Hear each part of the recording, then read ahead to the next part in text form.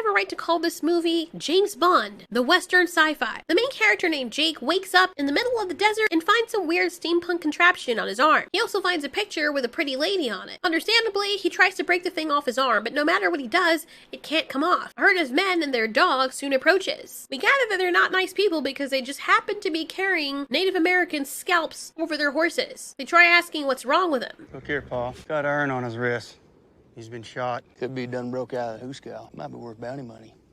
Might could be. Might could be? What the ebonics is going on here? Why do people like this talk? Like, maybe, okay, English was different back then. They decide that since he's worth some bounty money, they're gonna take him in. But pretty soon, he Jason Bournes their asses and, like, almost kills every one of them. I don't know why everyone is taking so long to take a shot. I do like that little segment there where he leaps like a leopard onto that person. But this guy has no idea who he is. Like I said, Jason Bourne. And of course, like Jason Bourne, we're gonna have some lone cowboy vibes.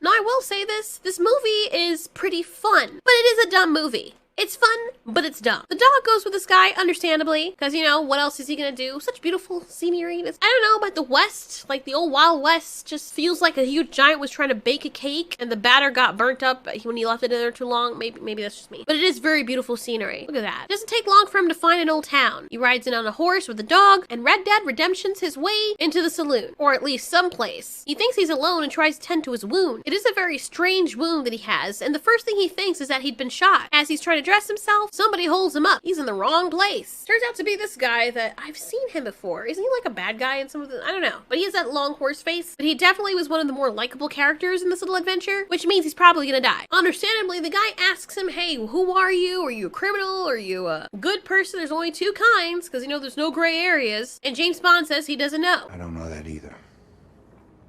Just what do you know? English. So the whole time we're wondering, okay, why is this guy like this? Did he forget his, like, what made him forget everything about himself, including his name? Anyway, the nice preacher decides to treat his wounds. Even he says the wound looks very odd, because it looks more like a very deep cut, rather than a gunshot wound. I feel it. Maybe it's just me, though. I'm hoping that's not the same thing he drinks out of. Maybe the alcohol killed any bacteria that he would have. What if he has some sickness that's on the lip of it that the alcohol doesn't touch? And then, you know, then when he's pouring it, it pours over. Never mind, whatever. People were also built better back then, so doesn't take long for stupid to show up. I don't know why in every movie, this fool, who looks like one of my exes, is always a spoiled little brat. Or he's racist. Does he just have one of those son of the slave master down south looks? Maybe so, because it seems like those are always the roles that he gets cast for. He obviously doesn't know what he's doing. The guy's trying to, like, wave the gun away. This kid's freaking crazy. I like how the one guy's like, yo, hey, stop, stop, move the gun, stop pointing the barrel at me. What's wrong with you? Chill. The doctor of the town, who is also the bartender. I'm so confused, because this guy, the one with the mole, who is from Let's Go to Prison, he's a doctor. People call him Doc. But the preacher is doing doctor's work. Because I thought he was a doctor at first, and the people were calling him the preacher. So I maybe thought he was both. But then they say that guy's a doctor, but he's serving beer. So what? I'm really confused. Is he the doctor or not? Everyone seems scared of this guy. This little kid's like, my daddy's the reason you guys have business because of our cattle. And everyone's just looking at him saying, I don't care. Yeah, your daddy, not you. Oh, look, it's the dude from Joe Dirt who always plays what he is. The doctor, bartender dude, is sick of this guy's shit and kind of sort of wants to stand up for him. But the wife is like, no, it's fine. You can shoot there if you want, because she doesn't want any trouble. Meanwhile, our main character from Red Dead Redemption is like, yeah, I'm just gonna sit here until I'm called upon, because I know at any moment that idiot's gonna come over here and I'm gonna show everybody that they're not to mess with me. I'm gonna be the Billy Badass in this movie. I know it ain't Sunday, folks, but what say we take up a collection? Let's say we do. Why is his mouth perpetually open? By now, it's no surprise we're waiting for freaking 007 here to kick this guy's ass. And the way he does it is so stupid, because you look back at these movies, like when you're watching them, it's not a big deal. You're like, yeah, he's a badass, that's what he gets. But when you look back at it, it's so freaking cringe, because everybody's had this fantasy of doing this. In your dreams or your fantasy where you're a badass and you're a nerd like me, you don't like fighting people, or you miss an opportunity to show someone what you're really made of, and you look back at it, you imagine, yeah, if I had powers, powers and I was all muscular, I would look all badass, everybody else would be scared, and they come up to me and I'm just staring at them because I'm not scared, and then I use my powers and make them suffer and make them scared, and then everyone's like, oh my god, oh snap, and you know, that never happens in real life. That's what this looks like. This looks like somebody who's dreaming about this entire movie's his dream. He got beat to shit before, and he's just redoing everything that happened to him and imagining him being the badass in the circumstance and it coming out with him on top. Hey. You too. You want to watch where you point that thing before you get hurt. Says the guy not holding the gun. You see what I mean? You see how cringe it is? Like, it's badass, but it's also cringe. Because, like, in real life, someone's standing that far away from you and they're freaking unhinged, you're not gonna do that. But on the other hand, if someone is gangster, you gotta not be afraid either, because then they'll just walk all over you. Old Joffrey here is beside himself. His peen is twinkling with fear or delight, or maybe an amalgamation of all of those, because did this person just talk back to him? I hate when they do that. I hate when they turn around like they have no neck because they're outraged. It's supposed to show a sign of, like, power, but it looks stupid. Listen, I'm gonna give you the benefit of the doubt because maybe you don't know who I am.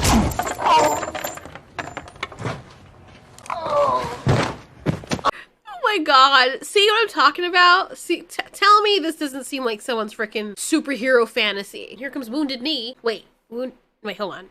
Sorry, Kicking Wing. Why did I say Wounded Knee? Like, anyway, it was totally awesome to see this character. When I saw him in this movie, I was like, wait a minute, isn't he from Joe Dirt? But he's just like more broad than he was before. And I looked him up and surely enough, it was him. And then we see her, some random woman that we know is gonna sort of kind of hook up with the main character. Joffrey's down here crying like a bitch. Of course, blubbering how he's gonna tell his father.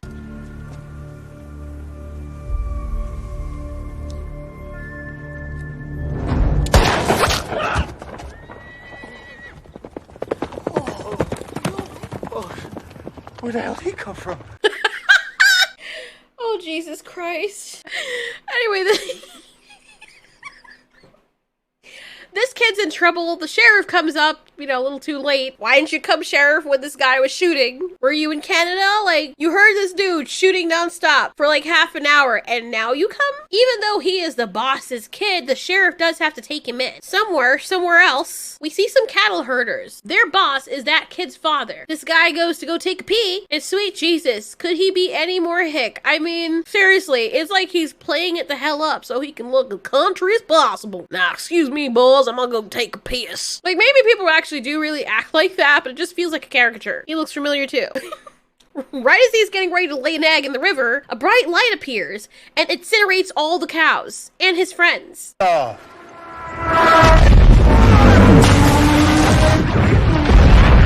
I'd be scared out of my mind. Also, when you consider that if he hadn't gone to try and drop a deuce, he would have been killed too. He goes back up to see the damage and all the cows are dead. Man, it must have been really hot whatever just hit them. Cause like this skeleton, the skull of this cow is bone dry. Like no flesh, no liquid, just bone dry. The face, muscles, everything completely gone. At that point, wouldn't it just turn to ash? Old spoiled brat Percy is put in jail, and the sheriff, who I've also seen in a lot of other movies and I like him, handsome old man that he is, can't know his name, sees our main character, and we discover his name. His name is Jake Lonergan? Really? Really? Could you be any more on the nose? Loner? Okay. This 37-year-old dude, who's 5'10" is worth $1,000, and I'm guessing that was a lot of money back then. So in the saloon, we're gonna skip over these characters and their drama because they're not important, even though they try to make them seem important. Doctor wants to be respected, that's about it, and yeah, he gets respected later on, not really. Creepy girl watching our 007 character from the back, and he goes to get a drink and gets interrupted. She's like, I'm a girl, what is sex? Mate with me? But I love 007 because he's like, I ain't no simp. Listen, this movie is the epitome of how not to simp. At least the cut that I've watched. Because like, apparently there's an extended cut where something else happens and it didn't happen in the one that I watched. My name's Ella. Where'd you get your bracelet? Bitch, get your hands off me! That's what she gets.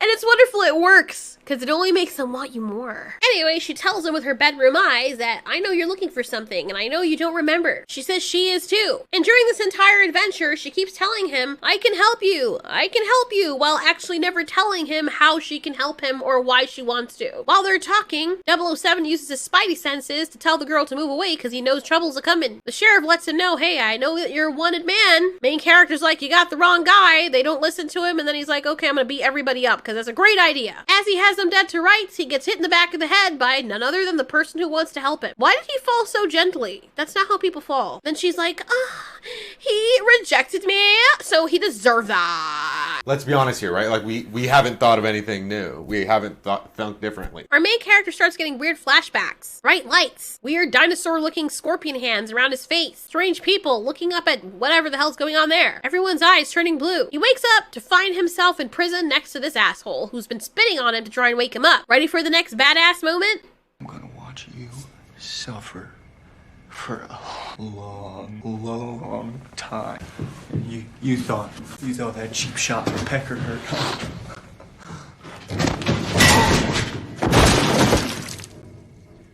Yeah, okay. We meet the annoying kid's father, who is livid because all his cattle is dead. And for some reason, he thinks this guy that went to get Father shit! White lights! There's bright lights!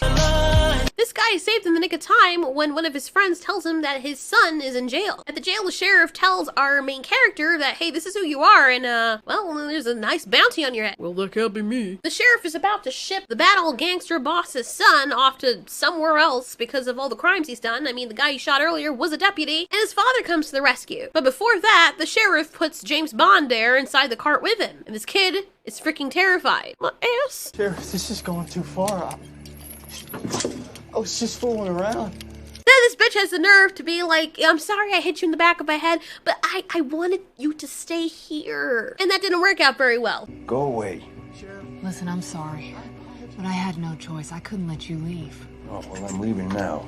Exactly. The sheriff's son is sitting here watching all of this. I don't know why this little kid just randomly pops up all the time. I don't really know what the purpose of him being here is. Like, he's not a main character. He's not really an NPC. He's just there. Like one of those programs in the Matrix that don't know their programs. Well, all that being said, the boss and his gang show up. He's like, where's my son? I want him now. I'm gonna take him if you don't let him go. And the sheriff is like, dude, it is what it is, man. He shot a deputy. I don't care if he shot a deputy. I'm Harrison fucking Ford. Now, while they're all commotioning, they see some bright lights on the horizon.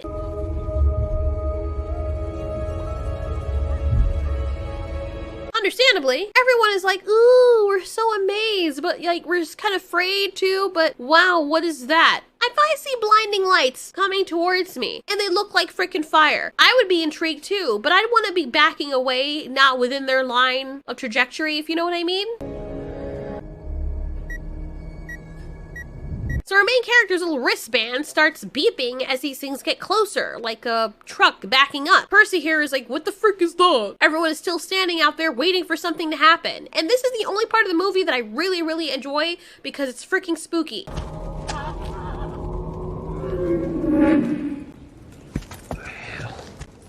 That is scary. Honestly, if they had, look, there's a million different ways I would have done this movie differently because it just kind of, it started off great and then it just descended into madness, but the bad kind of madness that kind of made you feel like you were watching an Asylum movie near the end. But it was still fun, just very anticlimactic. I would have left this alone and kept the monsters secret for way longer. They don't appear, nothing happens. Everyone's just left wondering what the frick is going on, and then people just start missing randomly. You start seeing hints of the alien, but not its body parts, just instances that it's been there. Dead things showing up, people becoming dead, kind of like an Among Us situation. And then near the very end, then you show the alien. But no, this is Independence Day in the West.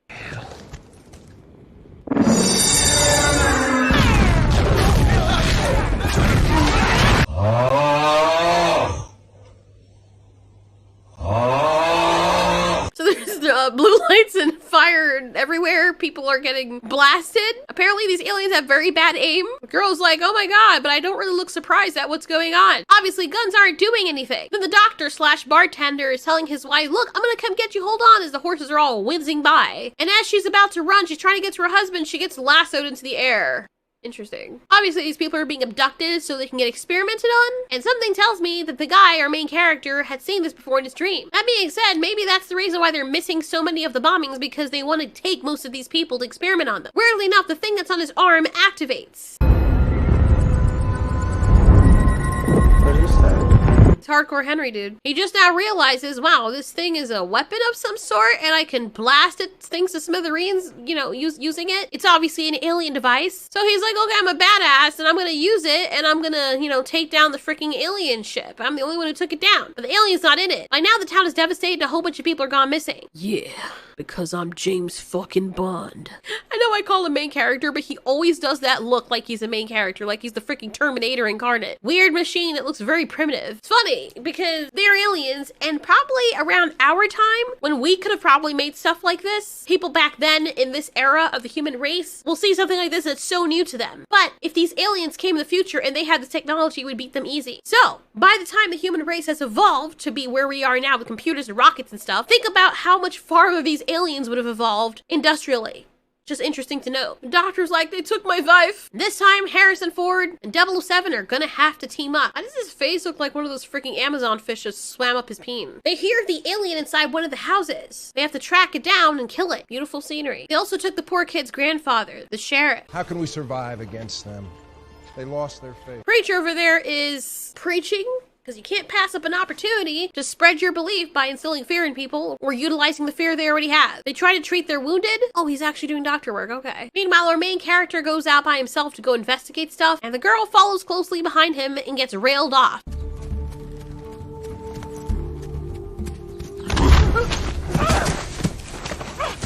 What do you want? What do you want? Cause I ain't no simp. I want you, Daddy. Then she tells him, they took my people, those things, and she's been looking for them a long time. I can help you. Bitch, sit your ass down and shut the hell up, bitch. He told your ass. Nah, Savannah. So during this journey, they all get to know each other. They decide to follow a main character. As Harrison Ford says, you're the only one who knows how to kill those things. In the night, they come upon a ship that's upside down. Sort of. They decide to take shelter in it from the night, you know, because it's freaking weird why it's there. Why is it there? Like, we get the aliens are here, but what was the point of them taking it and I still don't know why everything's a blue filter scene. This is where we learn some more about Harrison Ford and Wounded Knee. I mean, Kicking Wing. Look, I only knew him from Joe Dirt. The poor dude obviously looks up to this man, but he's got a little bit of prejudice in him. I don't recollect telling you any stories. I'd listen. When you tell them to Percy. You get this through your thick Indian skull. Them stories weren't for you. Well, I'm sorry, Darren. You weren't exactly specific. So sad. Obviously, it hurt his feelings when Harrison Ford said that. Little boy sits with them, and Harrison Ford gives him a knife and says, hey, hold on to this. Be a man. Don't you drop the knife. Later on, the boy drops the knife.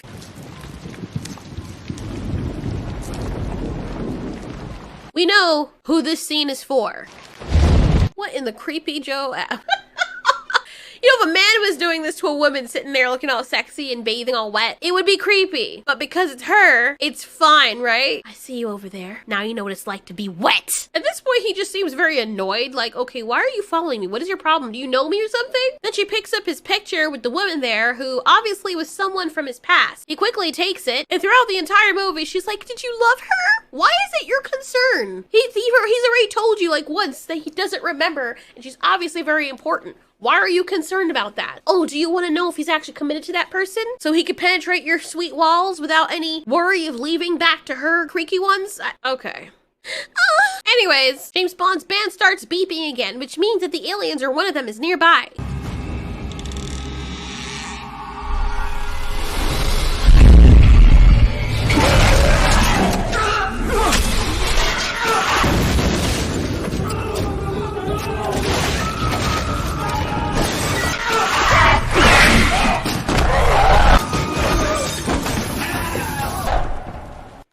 Okay then. I don't remember seeing that the first time around that I saw this. Maybe this is the other cut. But anyway, the little boy who has the knife, that's now his new weapon, goes to investigate.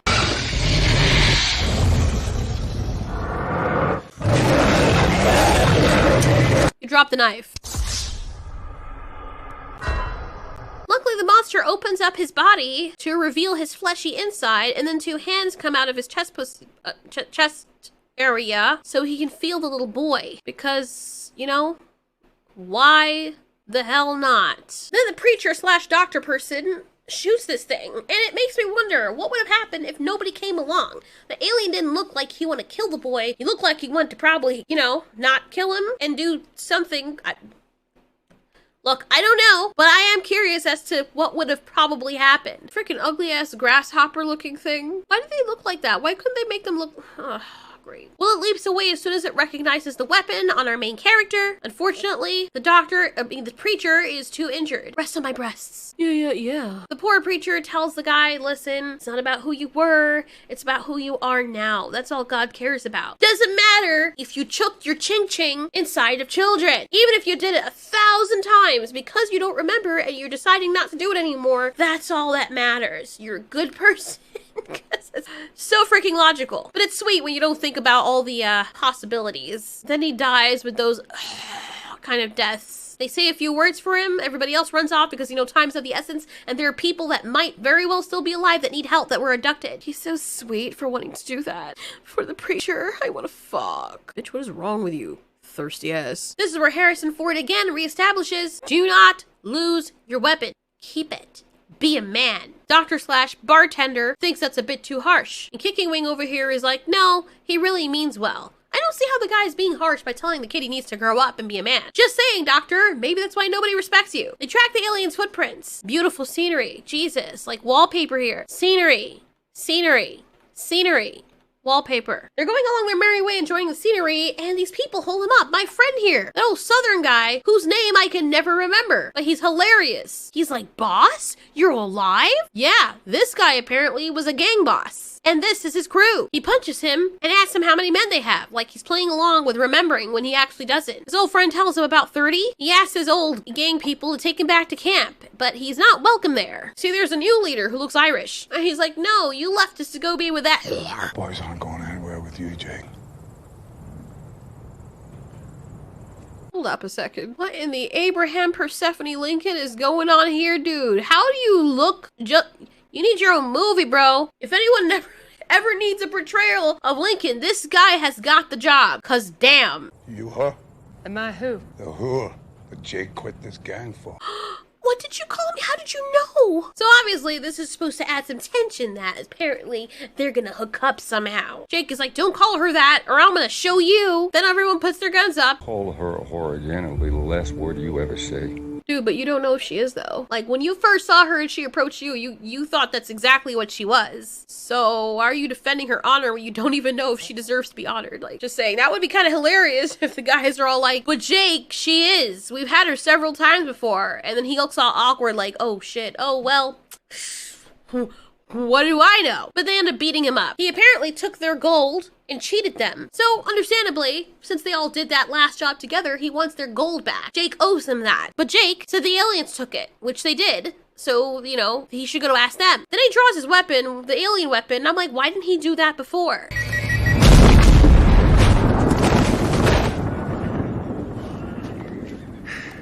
I told you not to call it that. Now here's what I can't stand. Looking back at this, right? And they do this in every single movie. Now I own firearms, and I know a few people who are watching this do as well. I also own a revolver. I know that when you draw the hammer back, it's cocked. So it's like a hair trigger, ready to go. When you have the hammer pulled back on that revolver, it means that you're about to shoot whatever. You shouldn't have it pulled back unless you're ready to shoot at a moment's notice. And it's literally like a hair trigger. Barely requires you putting your finger on the trigger. When this new leader tells them, his new followers, to draw their weapons and to guard these people because they're about to kill them, this is the sound it makes. Much as twitches, blow our brains out of her ear.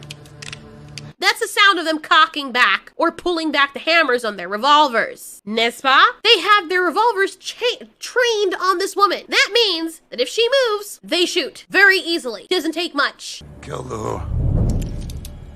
Why are you cocking again? Weren't your guns cocked before? You can't cock it twice unless you decock your gun, which why would you do that? Why would you train it on someone because you're ready to shoot them and be like, well, nobody's looking, let me decock it. Oh, what? Now he said, let's cock it back. Nobody does that. I hate when people do that. It's so annoying. And sometimes they'll use the sound of a revolver cocking back on a freaking pistol. And it's like, dude, stop. Stop doing that. It's so cringe. And he just gave you an order to kill her and you're still all standing there. Like, why? What are you waiting for? What in the freaking Cartoon Network is going on with this movie? Look how long they take after he gives them the order. Kill the whore. 1, 2, 3. They are hearing the beeping, right? It took you 3 seconds. You obviously don't care or want to follow this man because someone gives you an order, you're gonna follow it. They're gangsters. So why is it that that happens? Why do they do that? And then there's this little pause in between so the audience can have hope before she is killed. It's so freaking stupid. Anyway, he Jimmy Neutrons this guy back into the freaking prehistoric ages and everyone's like, oh no! Except our southern guy here is like, here you go, boss. You're always my favorite. Favorite what? I hope he means favorite boss, not favorite lay. That's very insulting. The epitome of a freaking lumberjack here tells everyone to get on their horses and go after them. So they do that, but oh no, the aliens are here. They come in and start blasting the place. The girl is flying along with our friend here, and he blasts this thing, but oh no, she gets lassoed. Okay, this thing is flying pretty fast. I'm sure you guys can all see that, but you guess what's gonna happen? So, he's like insane.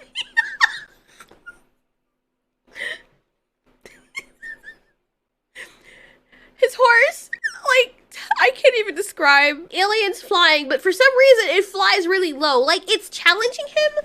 Like, it's waiting for him to catch up because the plot deems that necessary. And look how much faster it flies than the horse. Look, I love horses, but look how fast this horse is going, how fast the alien's going. Okay, hold on a minute. Also, this horse is a bay horse. For those of you who don't know what that means, it's the traditional common color brown with black feet and a black mane. Look at the scene right here. I'm sure this is probably a stunt person, right? The horse is brown. Can you all see that? Your eyes aren't deceiving you. You see the color of the horse, right? Look at the color of the horse. Look at the star on its forehead. Okay. So... why is it the horse is brown with a star on its forehead, and then it transforms into a fucking transforms into a black horse, and its markings got faded? Like, I don't know why, but I noticed shit like this. It wasn't even, like, brown, running, catching up, black. Really, bro? Really, my guy? What happened to the other horse? Why could you not have gotten another bay horse for the scene? This makes it look so ridiculous, and this is not even where it gets ridiculous. Then he jumps off of this freaking black horse that teleported to the area. Don't know what super freaking Red Dead Redemption glitch, I guess. Had a cute little horse, a brown horse with a white spot, and then you know what? Let's Africanize this shit. Let's get that deep royal darkness, because this is what I'm about to display. The badassery. Maybe he chose at the last minute to have a black horse because it looked more badass as he was doing the stunt. They don't even change now. You can see the next shot from the front. It's a different horse. It's not even like one shot. It's like several. This is so freaking hilarious. And then he's like, woo, let me just jump. And then I happen to just land, and with the physics of that jump, I'm sorry, with how fast this is going, that's a risk right there, because the alien should have flown past him faster than he was able to land on it. But whatever, he lands on this alien, don't know how the horse was able to catch up to him, even if the alien ship has a broken wing or whatever. First of all, the thing is stupid for flying so close to this person who obviously defies their physics. And everything's so convenient, and he sets the girl free. He's like, listen, turn your head away. It decides to now fly up and say, oh, so you could do that from the beginning. Why did you not do that when you had the girl? Frustrating, silly scenes like this are what I think is responsible for having invented the facepalm. Scenery. He asks her, can you swim? She doesn't answer. They then drop down into the water after he blows the thing to kingdom come. They're so happy because they're saved. You saved me. Oh my god. I can like totally reward you if you let me. Boundaries, bitch. And if you haven't noticed, know that it's not Aquaman behind them. That is the alien coming out of the water, getting ready to bust a cap in one of their asses. Should have been paying attention. Main character blasts the alien. Girl's not feeling well. He tries to carry the girl back to camp. Girl dies. I'm very sad, you know, and I would have been even more sad if they kept it that way. But no, Native Americans catch the gang and they toss her dead body into the fire because she's dead. For me, shit just got real. While the chief is having Kicking Wing translate to his boss, something freaking Game of Thrones happens.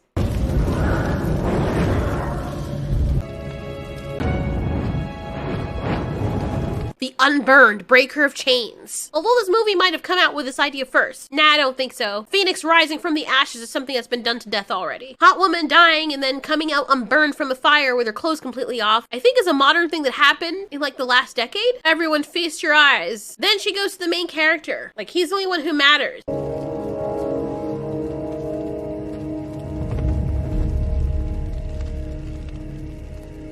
A long time to close that blanket, dude. He's like, let me do it real nice and slow so I can make sure it fits you properly and it doesn't fall off, while my eyes are inspecting your body to make sure you have no injuries.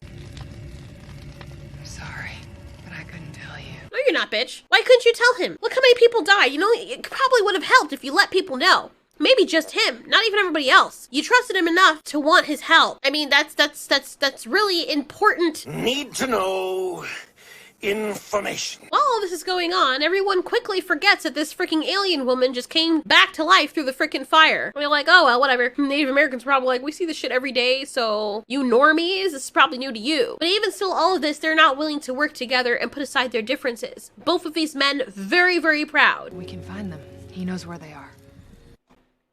He does? He doesn't remember. He doesn't remember, okay? I mean, he obviously remembers some things, but the critical information he doesn't know. But no worries, we'll just get him stoned and drunk at the same time, and he'll remember real quick. Don't mess with our freaking powers, man. We know our shit. So he waits for the drugs to hit. Don't know what the significance of this hummingbird is. Like, it appears several times and only seems interested in him for some reason. Could it be his wife? Well, he remembers her. He also remembers being abducted by the aliens and seeing his wife being killed in front of him. The alien feels sad. How our main character got away, the alien that was working on him, he cut it across the face and ended up accidentally putting on one of those freaking shooty things on his arm. Now, the alien lady had said it would be best for them to go and find their base, which is what they were looking for, that she claimed our main character knows where it is. Better to go in the daytime because they can't see well in the daytime. I would say that's a huge advantage, except it doesn't freaking matter. You see, when they do find the tower thing, it doesn't take long for them to see that there's freaking aircraft in the daytime flying with precision back to the freaking base. Main character gets his old gang, along with Bear Grylls here, to join him for the fight. They say yes. The chief here doesn't want to follow the white man because he says if you're such a great warrior, as Kicking Wing here says, then why don't you have any people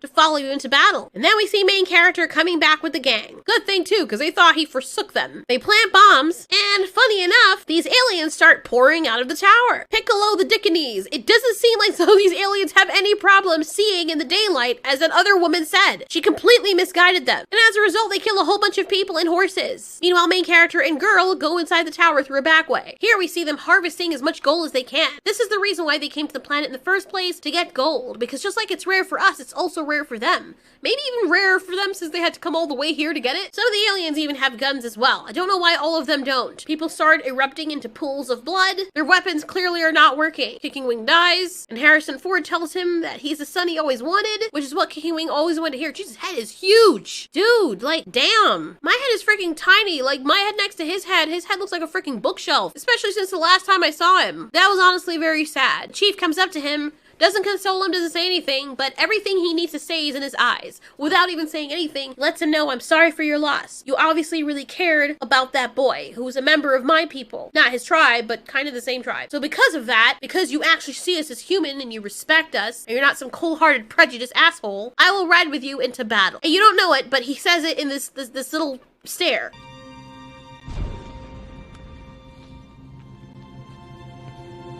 See? It's interesting how communication works. Don't ask me how I can pick up on that. But you could too. You know exactly what it means. For some reason, after they both stared at each other, it's like they became freaking Voltron. And all of a sudden, their primitive weapons are working wonders against the aliens. I don't know why. Maybe because the plot decides so. One of the aliens finds a little boy who was a lookout. And he's like, okay, let me open up my tits and like show you my arm tit fingers.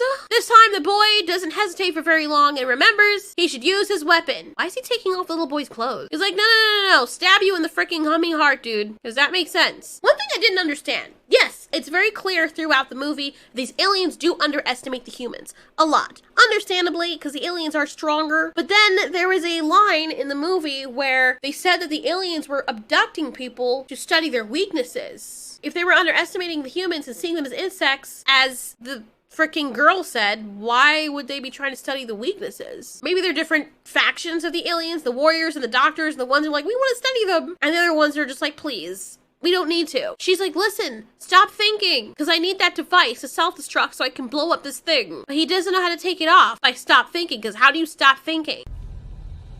This isn't working.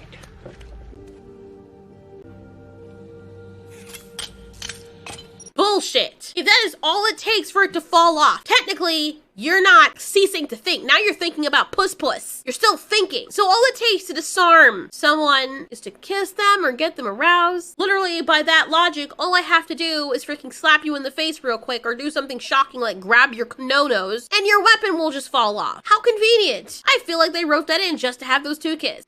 Did you like my wet human form alien mouth? Because, by the way, this is not her true form, but does it matter? Of course not. She tells him goodbye, it was nice knowing you, because she has no intention of coming back out. Meanwhile, a whole ass Halo FPS goes on as he tries to get his way out of here. Now he doesn't have the weapon. But don't worry, Harrison Ford is gonna go back and get them. See, they had successfully managed to get all the people out of there that were abducted. The people had all been standing there just looking into this weird light. Don't look into the light.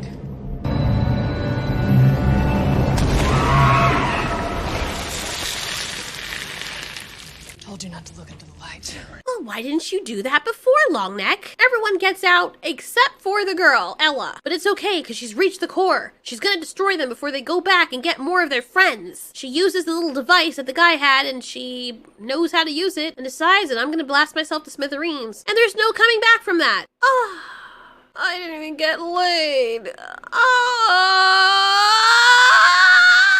And the whole thing blows up and they never get back home and they all lived happily ever after. Look at all that gold. But wait a second though. It is very touching to have the sheriff reunite with his grandson and whoever the hell this is, maybe his wife or somebody, reunite with her husband or her father, and Percy reunite with his dad. I don't remember much. I'm your father. Oh. Why does this feel, not giving you Star Wars vibes? Whatever. Doc gets his wife back, the town does well, and of course, as it always ends this way, old Lone Ranger here is like, yeah, I did my job. And they're like, you should stay here, we need a good man like you in this town. He's like, afraid I can't do that. I'll work alone. Then he rides off into the, well, I don't think the sun is setting, but he rides off into the cloud castles, whatever the hell's on the horizon. The freaking end. One thing I was thinking though is, they mentioned that these aliens are scouts, because there would be a lot more if that weren't the case. If they're scouts, didn't the other aliens send them there to scout, to see what this land was about, to go get gold, to come back and show them? So if they never get back, you know what I mean? Are the other aliens gonna be a little bit concerned? Like what happened to frickin' Fred and his gang? Why is our ship's not back? Why is one of our big mothership's not back? Something like that doesn't just go missing. They probably knew where they were going. So chances are that's not the end of it. So I guess they can be happy for like a few decades until there's a next alien invasion that now thinks the humans are a threat and things get worse. Don't know, but is it possible that these things would have grilled their way to the core and kept it moving? Probably not. They probably would have taken up shop. Anyways, it was a very fun movie. There's a lot about it that didn't make sense, but it was still interesting. Thanks so much for watching. This has been Ultiori. You ask, we answer.